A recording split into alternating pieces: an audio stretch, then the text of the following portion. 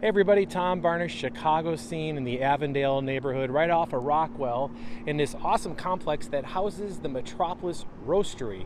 Yeah, it's right here. Check that out. I'm going to talk to Tony, who started this company with his dad over 15 years ago. It's still going strong, still owned by the same two gentlemen, keeping it Chicago, keeping it local, but shipping all over the U.S. I'm going to talk to Tony right now for the Chicago scene. Since 2003, the Metropolis Coffee Company has been keeping us caffeinated, not here in Chicago, but kind of all over the country for that matter, and anywhere else that people will ship, and that's because of Tony and his father. How you doing, Tony? I'm great, Tom. Thank you for having me here at the Roastery. You've been here since, what, 2015 here? Yeah, we moved in this spot in 2015. So talk about this space that we're right off of Rockwell I believe we're in the Avondale neighborhood. Right, yeah, we're in Avondale. We're near Belmont and the river, kind of just west of Western, off of Belmont. And this was a group of buildings. They were built in the mid-19th century as a tannery. And this group of buildings was bought by Paul Levy, who's a local developer. He also did the Bridgeport Arts Center.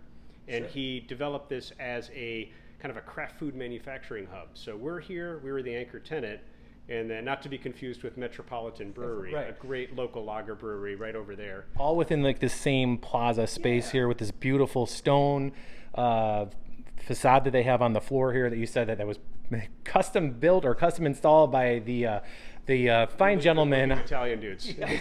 But you're right on the river here. You kept it Chicago as you've grown over the years. You started this with your father back in 2003, and you are now here at this space. How big is this space?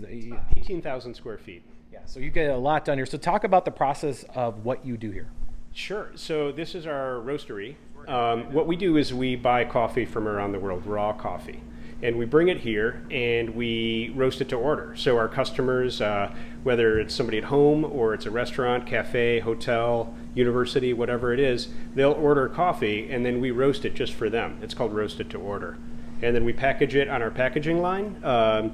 And whether it's a small bag, like a 12-ounce bag for your kitchen or a 5-pound bag for your cafe, and then we ship it out all over the country. And that's something that has grown exponentially over the years. You have a cafe as well up in Edgewater. But, I mean, you do everything to sell things from here, meaning you have that cupping room where you kind of sample the coffee before you even put it out to market under your brand. Talk about that and what that process is like. Yeah, so that's our buying process. That's kind of the heart of the whole place. What we do is that's where we evaluate the coffees that we're thinking about buying. We'll bring them in very small amounts, just a few hundred grams, and then we'll roast it very light just to see what the potential of that coffee is, kind of the story of it. Then if it fits in with what we're trying to do, we'll purchase it.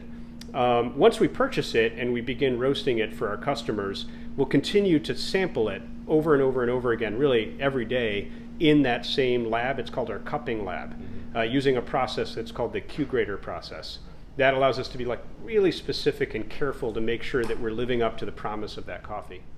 And some of the, for people who might not understand the process, I mean, similar to a brewery or even a winery on how you take care of your product. But the one thing that separates you guys from all of those is that people are the end product of producing the product, unless they buy something that's in a can from you guys. So the product at home, if people are doing this at home or at a cafe or whatever, it's all on them. Even the length of a coffee maker, and if it's clean will affect the taste of coffees, right? Oh, totally, yeah. I mean, it's like using a dirty pan to cook food. It's going to taste like whatever was in it last. Sure. But, I mean, unlike beer, where as long as you're roughly at the right temperature, it's kind of as intended for the most part. With coffee, there's another step. And that's true all along the way, right? So it's grown by producers or farmers, and the raw plant has some sort of potential, and the farmer needs to pick it when it's ripe to realize the potential that plant has to offer. Sure. And then those seeds are taken, they're processed, and the processor, the person that gets the seeds out of the fruit of the coffee tree, needs to find the potential of that seed. And same is true with us as a roaster, and then we pass it on. It's not done yet because we're giving it to the consumer. They need to brew it. So they it's not a finished product. Right. Yeah. And I think one other thing you dropped in there was that coffee is actually a fruit. It's a seed of a fruit, which I had no idea. That's how ignorant I am on the coffee making part, but I feel my parents wouldn't, or not some of my friends who are big coffee people, but it is a fruit. It's the seed of a fruit where it's broken down, and you've either somebody from the company here or yourself have been out to some of these places, seeing it from the growing process to all the way back here in Chicago where you roast it, right? Yeah, for sure. It's knowing, and I feel really privileged for that, where we kind of are in the middle, right? Where there's people that came before us that produce the coffee all over the world in stunningly incredible places. I mean, you're talking Yemen, where they grow it on rooftops of basically castles in the highest peaks of the world. And then it's going to kitchens in Evanston and Santa Barbara. So we're right in the middle, and that's a lot of responsibility, but also it's beautiful because I feel like we get to kind of connect all those different people.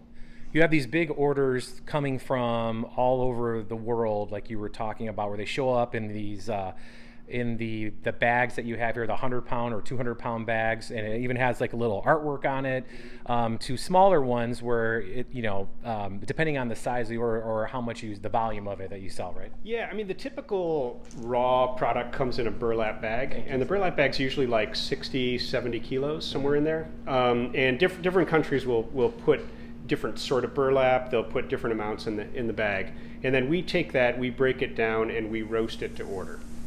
So we'll get a pallet, and a pallet will usually have about 10 bags on it. Each bag's 150 pounds, so we have these 1,500-pound pallets, and we move through them. We donate the burlap when it's done. If people are interested, we're happy to donate some burlap to you. And for people who want to come by, they can go into the cupping lab if they wanted to. You offer that as part of like tours that are starting back up soon. Yeah, we're Sure. COVID willing, we're starting public tours back up again. So in the past, we had tours every other Friday. We're toying with every other or every Friday, where people can come in. They can see the process. They can learn a little bit more. Kind of pull back the curtain, see where the coffee comes from, like the Mr. Rogers Crayon Factory, right? Sure, yeah. And then it culminates in the tasting room where. I'm not sure how that goes with COVID, but we traditionally have done a cupping, which is the industry way of carefully tasting coffee. And for people who walk up, you guys aren't hiding anything. You have the windows right into the space there, where you can see the roasting happening right before your eyes from the machines that you have in there. You have a few of them, and they're not. People might think that, these are all fancy, shiny, new things. No, you want some of these things are 50, 60-year-old machines, because those are the best, and that's what you guys chose for the vibe that you go for, or in the taste, right? Yeah, I mean, so first of all, like, we want people to know more about this. We're not trying to like educate people necessarily against their will, but we think it's beautiful. I mean, The process is beautiful. It's really. You're putting these seeds in a roasting drum, you're applying heat, and the coffee transforms, it caramelizes, there's smoke, it's magical almost. I mean, I've been doing this a long time, it's still magical. We'd like people to see how it works. Yeah, and we were up there where you were changing out the batch. It was constantly moving. The people out there operating the machines. It's a constant process, not only from the roasting to packaging it up and sending it out. And you have you have a space on the side there where you have the labeling and packaging up for the restaurants, for the stores, and everything else, right? Yeah. So we roast it, and we roast it in either 30, 90, or 130-pound batches. And then we take it, as soon as it's roasted, it's just fresh out of the machine, we bring it over to our packaging line, where we have a team of people that take that coffee and put it in the right bag for the right customer in the right way, like whole bean. Sometimes it's ground, sometimes it's smaller format, sometimes larger. And then, our goal is to get it out the door as soon as possible, because fresh coffee is better. And at this particular location, you're innovative, you like to try different things, and that's where the blenders that look like these cement mixer things that you have, Are they really? Yeah. But that's kind of where the process is, where you can try things out, and so much so that even in the space that we're in now here, in this room here, you're going to people may be able to sample some of those things. Yeah, so you're standing in what's soon to be our factory store. So we're transforming what was kind of the waiting waiting room at our roastery, knowing that people are interested in kind of seeing what we're up to. Sometimes the process is as interesting or even more interesting than the final product. So we'll be selling our regular stuff here like we always have, as well as like 6-packs of cold brew, that kind of thing. But also, we're going to let you into the process a little bit. We'll be selling like test roasts or components of blends rather than the entire blend put together. Sometimes it'll be like concoctions that we're doing, like ready to drink cold brew. So we're just going to try to keep it fun, try to keep it engaging. So it's a little exciting project that we're working on. We just reopened the cafe too, after being shut for many months during COVID, and reimagined it in a way that we'd been dreaming about for 18 years. So it's a lot of opportunity now for retail for us. Yeah, and you talked about the pandemic and how you lost a significant portion of your business, like many others. But in that time, it got you to a spot where you can rethink the way that you do the business. And now here we are, hopefully on our way out of the pandemic, but leaner and meaner as far as growing the business, because you guys are here in Chicago, but how far is your reach? Well, we're coast to coast. We do some work in Canada. We've done work in other countries, but right now not so much. Sure. The pandemic, I don't want to sugarcoat it. It was painful. It is painful. Sure. Brutal. We lost the majority of our business on day one, March 16th. But in that time, it allowed us to kind of rethink what is it we're really trying to do here. And I think fundamentally what we're trying to do is to find the value in a pound of coffee for the producer, for our company, and for the consumer, and then realize the value. So it allowed us to, I guess, kind of back up a little bit and think about that process, the products that we're producing, and produce products that we think will do that better. And I think it's important to mention that it's still a family business. It's you and your father that own it.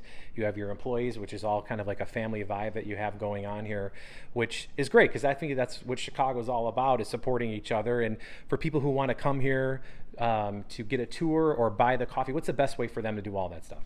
So if you want to come to our roastery, just come on in. We're open from 7 to 4, Monday through Friday.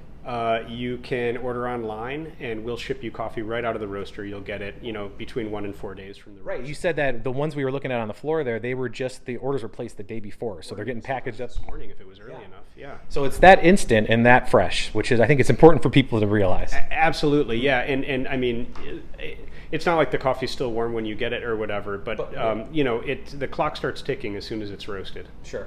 Yeah. And then for Instagram or any of those social media stuff, you have something you people want to follow? Sure. At Metropolis Coffee Co. is our Instagram, and we're on Facebook. Just search for Metropolis Coffee. We're on Twitter, all of the above. And find it at your local, hopefully at your local coffee shop, right? Coffee shops, restaurants. We're region-wide with Whole Foods. We're in every Mariano's in the city. We're in the new Dom's store. A lot of local groceries like Edgewater Produce, and you'll find us in many, many local Target stores as well. Well, I can say it from everybody in Chicago, keep up the work. We always love to hear about Chicago companies doing good and making Chicago look good. So congrats to you guys. Thank you so much. It's really nice to meet you. Nice to meet you, and we'll chat again over a cup. Right on. Sounds good.